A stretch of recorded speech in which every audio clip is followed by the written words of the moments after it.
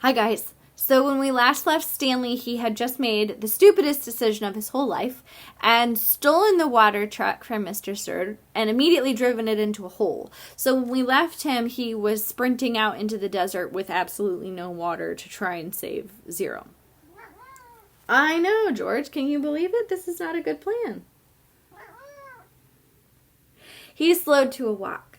As far as he could tell, nobody was chasing him. He could hear voices coming from back by the truck, but he couldn't make out the words. Occasionally, he'd hear the revving of the engine, but the truck wasn't going anywhere anytime soon.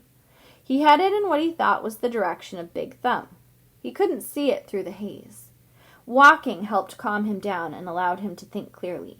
He doubted he would make it to Big Thumb, and with no water in his canteen, he wouldn't want to risk his life on the hope that he'd find refuge there. He'd have to return to camp. He knew that. But he was in no hurry. It would be better to return later after everyone had a chance to calm down. And as long as he'd come this far, he might as well look for Zero. He decided he would walk as long as he could until he was too weak to go any farther, and then he'd turn around and go back. He smiled as he realized that wouldn't quite work.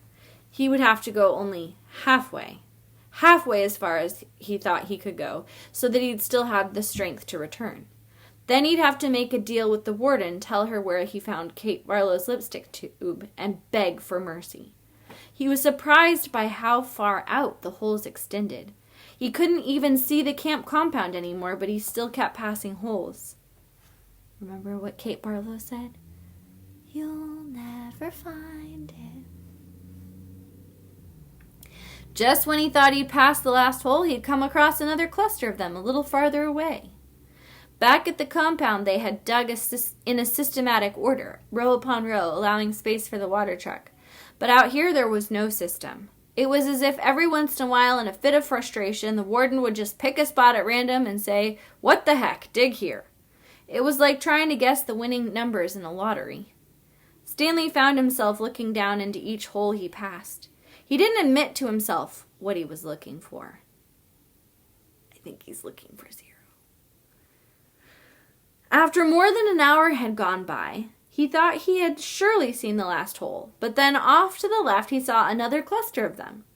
He didn't actually see the holes. He saw the mounds of dirt that surrounded them. He stepped over the mounds and looked into the first hole. His heart stopped.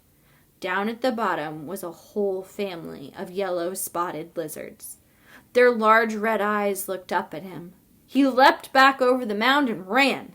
He didn't know if they were chasing after him. He thought he might have seen one leap out of the hole. He ran until he couldn't run any further than collapsed. They hadn't come after him.